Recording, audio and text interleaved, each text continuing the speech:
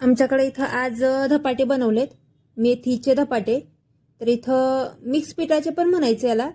इथं मी पीठ घेतलंय। हे पीठ आहे ना, गहू, ज्वारी, हरभरा डाळ, तांदूळ, धने, जिरं, हळकुंड असं मिक्स करून पीठ दळून आणलं होतं। ते पीठ घेतलं इथं 3 वाट्या। त्याच्यामध्ये पालक आणि मेथी चिरून घातली बारीक। आणि इथं मी एक वाटण बनवून घेतलं होतं। थोडा ओवा घेतला, जिरं थोडंसं घेतलं, मिरची, लसूण आणि कोथिंबीर असं वाटून घेऊन याच्यात ते वाटण घातलं। याच्यामध्ये तुमच्याकडे काकडी असली, काकडी याच्यात किसून घातली तरी चालेल, बटाटा टाकला उकडून बारीक करून तरी चालतंय। जे अवेलेबल आहे ना ते घालायचं। कांद्याचे पण खूप छान होतं ते। माझ्याकडे मेथी आणि पालक होता म्हणून मी त्याचं करते। तर इथं बघा, परत मी त्याच्यात मीठ टाकून घेतलं आणि तीळ टाकलेत। तर हे गावठी तीळ आहेत घरचे, त्याच्यामुळे असे काळसर दिसतात। ते तीळ टाकून घेतले मी याच्यामध्ये आणि हे आता मी चांगलं मिक्स करून घेते एकदा। आणि मग आपल्याला थोडं थोडं पाणी करून याचा घट्टसर असा गोळा मळून घ्यायचा आहे। तर चला मी याचा गोळा मळून घेते। बघा, पाणी टाकले आता आणि याचा गोळा मळायला चालू आहे। बघा, गोळा मळते याचा मी चांगला। तर इथं आपलं पीठ मळून तयार झालंय बघा। असं असं घट्ट पीठ मळून घ्यायचं। आता याचे आपण धपाटे थापून घेणार आहोत। इथं एक रुमाल घेतलाय मी आणि त्या रुमालावर आपल्याला धपाटे थापायचे। तर इथं माझ्याकडनं धपाटे थापलेली क्लिप घ्यायची राहिली आणि मी हाताने चांगलं पाणी टाकून असं धपाटे थापून घेतले बघा। त्याला होल पाडले आणि तवा अगोदरच गरम करायला ठेवला होता। त्याच्यावर तेल घातलं आणि वरून पाणी लावायचं, म्हणजे धपाटं सुटायला मदत होती, ते रुमालाला चिकटत नाही। इथं बघा, पहिलं धपाटं आपलं छान तयार झालंय। आता याला तेल सोडायचं आणि थोडा वेळ झाकून ठेवायचं, म्हणजे हे तव्याला चिकटत नाही। वरून पण तीळ लावायचे असेल तर लावा, मी लावलेत। आणि आता हे थोड्या वेळासाठी झाकून पण ठेवायचं, म्हणजे पहिले धपाटं आहे त्याच्यामुळे तव्याला चिकटू शकतं। बघा, तेल सोडले।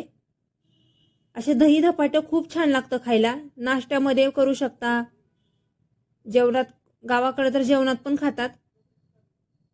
आता हे झाकून ठेवलं होतं बघा मी। तर इथं झाकून ठेवल्यामुळं तव्यापासून सुटायला मदत होते। आणि इथं आपलं हे धपाटं खालच्या बाजूनी चांगलं भाजले। आता पलटी करून घेते। वरून पण तेल लावायचं आणि धपाटं पलटी करायचं। इथं बघा, छान खरपूस भाजले खालच्या बाजूने। आता हे दुसऱ्या बाजूने पण आपण ह्याला छान असं भाजून घेऊ। आणि तीळ लावल्यामुळे बघा कसं छान धपाटं दिसतंय आपलं, भारी दिसतंय, खूपच छान। आता दुसऱ्या बाजूनी पण भाजले बघा। आता ह्याला काढून घ्यायचं। असंच मी आता दुसरं पण धपाटे थापून घेतलेलं आहे, ते मी तव्यावर सोडून घेते। तर इथं परत हे तीळ चिकटले थोडे तव्याला। तर बघा, इथं मी दुसरं पण धपाटे टाकलं। सेम प्रोसेस करायची, वरनं पाणी सोडायचं, रुमाल पटकन सुटतो। आणि तेल सोडून घ्यायचं याला पण। आता मी याच्यावर दुसऱ्या बाजूने तीळ नाही लावले, तुम्हाला लावायचे असेल तर लावा। आता बघा, थोडं सुकल्यासारखं झालंय। तर आता याला तेल सोडायचं आणि याला पलटी करून घ्यायचं। तर आता मी पलटी करून घेते याला। असे धपाटे तुम्ही पण बनवून खा, खूप छान होतात। थंडीच्या दिवसांमध्ये तर खूप छान लागतात दही धपाटं खायचं। बघा, हे पण धपाटं खूप छान झाले। पलटी करून घ्यायचं आणि बघा किती छान झालंय आणि पौष्टिक आहेत। मुलांच्या डब्यासाठी पण खूप चांगला ऑप्शन आहे। अशा छान भाज्या वगैरे घालून दिलं ना, मुलं पण खूप आवडीनं खातात। टोमॅटो सॉस बरोबर द्यायचं, दही जरी शाळेत नाही देता आलं तरी मी असंच डब्याला टोमॅटो सॉस बरोबर हे धपाटे करून देते। कधी कांद्याचे, कधी काकडी, कधी मेथीचे, कधी मेथी पालक, कोबी पण किसून घातला तरी खूप छान होतात हे। हे पण खूप छान झालंय आपलं धपाटं। थालीपीठ, धपाटं काही म्हणा, आमच्याकडे धपाटे म्हणतात, तुमच्याकडे काय म्हणतात हे नक्की सांगा।